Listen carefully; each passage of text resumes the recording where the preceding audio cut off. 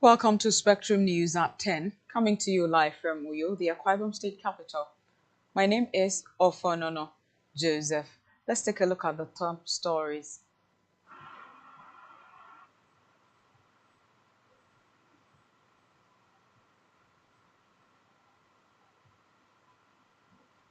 Former President Buhari laid to rest in Daura with full military honors. Federal government begins action on US UAE visa issuance. Plus, Trump launches probe into Brazil's unfair trade practices. Stay tuned for details of these and more in a jiffy.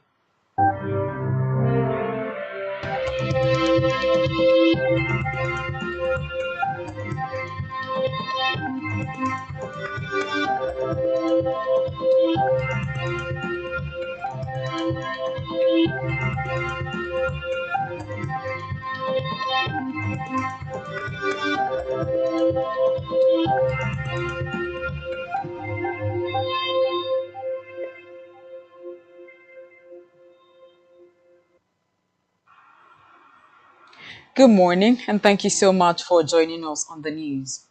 Our first report this morning is that former President Muhammadu Buhari has been laid to rest in his hometown of Daura, Katsina State, in a solemn ceremony marked by full national and military honors. The burial, which followed Islamic rites, took place in the courtyard of his private residence shortly after Janaza prayers were observed at a nearby makeshift prayer ground. According to reports, dignitaries, family members, traditional rulers, political leaders, and mourners from across the country were present to witness the historic moment. As part of the farewell process, Buhari's body, draped in the green-white-green colors of the Nigerian flag, was wheeled to the graveside on a gurney by military pallbearers. Soldiers stood at attention and rendered a final salute, while the military band solemnly played their trumpet, which was followed by gun salutes in tribute.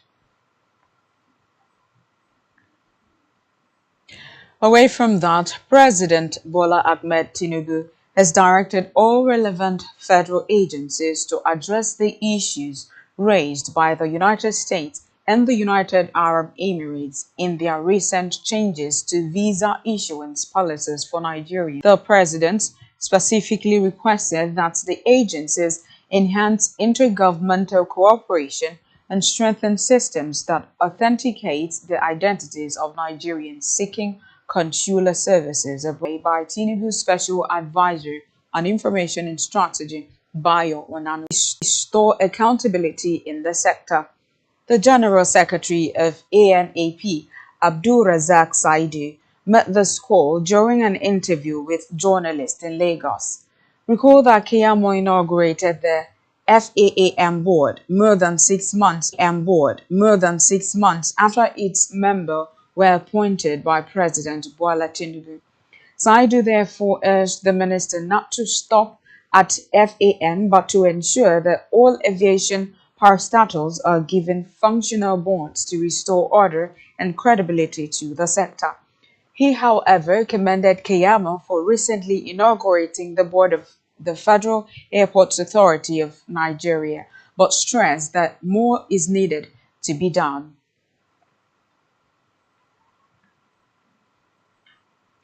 In a separate development, Rivers State Administrator Vice Admiral Ibote Ibas, retired, has demanded a credible local government election from the Rivers State Independent Electoral Commission. He also charged other newly appointed board members to uphold the highest standards of discipline, competence, integrity, and unwavering dedication in their service to the state. Ibas gave the charge while inaugurating the reconstituted Rivers State Civil Service Commission (RISEC), Rivers State Local Government Service Commission, and the Rivers Primary Healthcare Management Board at the Government House, Port Harcourt. This was contained in his Government House, Port Harcourt. This was contained in a statement issued by that administrator's senior special advisor and media,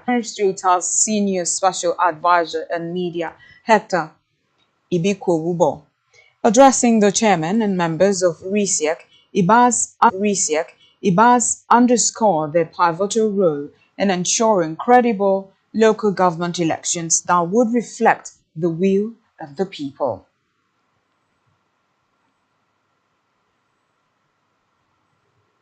Back here, the police command yesterday rescued a 75-year-old kidnapped victim from captivity in Ikorobase local government area of Akwa Ibom State. Briefing journalists at the state police headquarters in Ikorokpanabia, the Commissioner of Police, Baba Azare, confirmed the rescue. He attributed the success of the operation to what he described as the gallant efforts of his officers and men, noting that the command is intensifying efforts to apprehend the fleeing kidnappers. Today we stand with gratitude and relief as we announce the safe rescue of a kidnapped victim who was abducted from his home in Okotabasi at about 0200 hours in a deeply traumatic incident. Thanks to the swift action and bravery of our dedicated police officers, the victim was intercepted and rescued from the kidnappers along the road in southern Annan before further harm could be done. This rescue, when our forces remain vigilant and committed to their duty. The success of this operation was as a result of timely intelligence, quick coordination, and the courage of those on the front lines. Each of these men that took part in this operation will receive commendations awards accordingly. Ladies and gentlemen of the press, this is a Browning pistol that was recovered from the kidnapped suspects, even though they took to their heels. Found engaging in criminal activities. Speaking with newsmen, the rescued victim recounted his terrifying ordeal at the hands of the abductors. He expressed gratitude to the Nigerian police for their swift action, which, according to him, saved his life. Meanwhile, a certificate of honor and commendation was presented to the Superintendent of Police, Kingsley, and his men for a job well done. In the midnight of the from there, we wake up to open the door, see about 4 men entering there with gun, then command us to lie down and bring the money. So they command us to bring the money. Then the money where we sell something for some days, they gather the whole money and gather the whole phone, about 2 or 3 phones. So from there, after that, they arrest me, carry one of my clothes, tied my face, then drag me into my car, 505. Then 2 of them, they drove out. Then I thank the DCO and those policemen will intercept them. Then from there, they take care of me. They pursue them, drag me out. As they don't flee away, they take me to Ekparakwa. They take care of me throughout the night. So I thank God on behalf of them.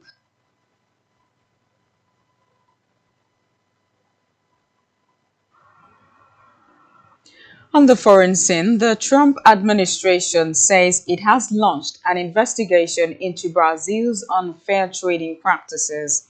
A statement from the U.S. Trade Representative said the investigation will include the Brazilian government's policies related to digital trade and electronic payment services, unfair preferential tariffs, anti-corruption interference. The investigation seeks to determine whether they are unreasonable or discriminatory and burden or restrict U.S. commerce. Recall that last week, U.S. President Donald Trump urged Brazilian authorities to end their prosecution of the country's former president, Jair Bolsonaro, accusing them of carrying out a witch hunt. U.S. Trade Representative Jamieson Greer, said the probe was being launched at Trump's direction into Brazil's attacks on American social media companies, as well as other unfair trading practices that harm American companies, workers, farmers, and technology innovators.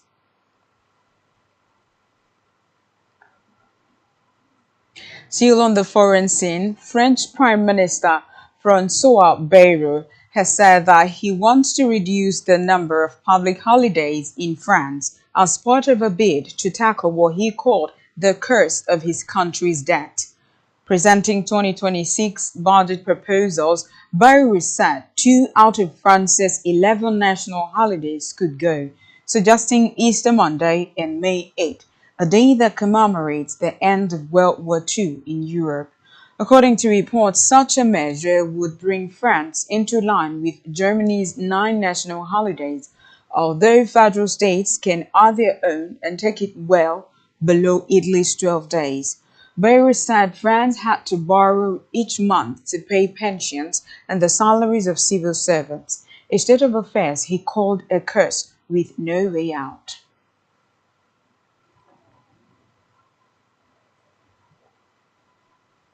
Still to come in the news. Bayern Munich signed Nigerian striker Ed Madu. Stay tuned for details of these and all other stories.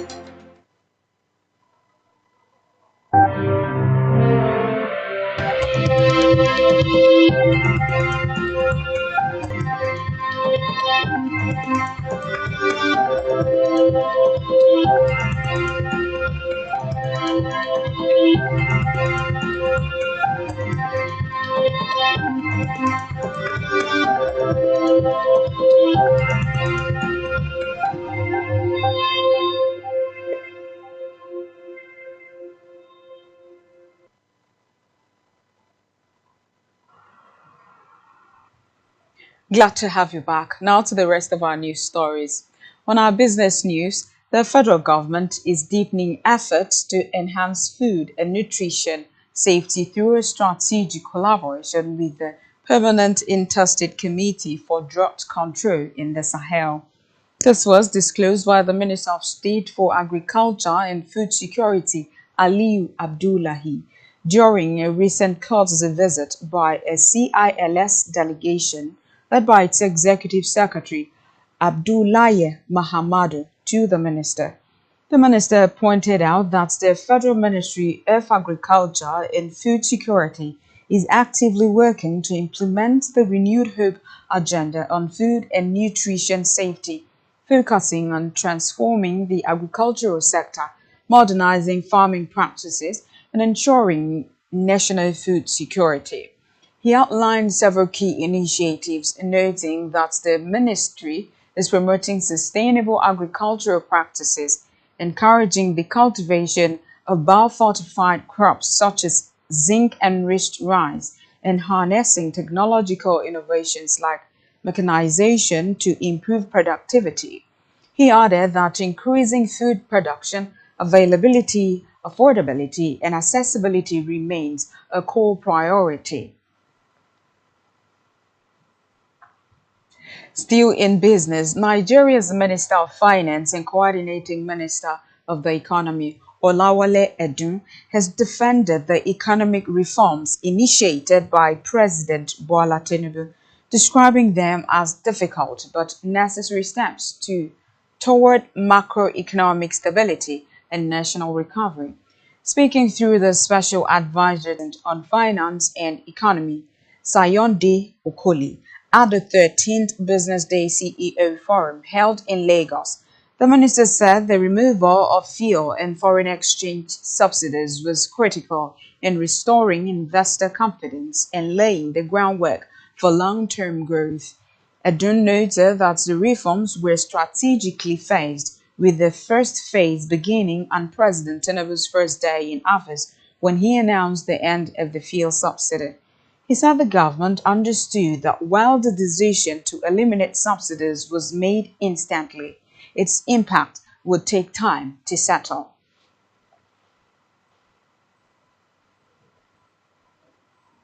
In health, the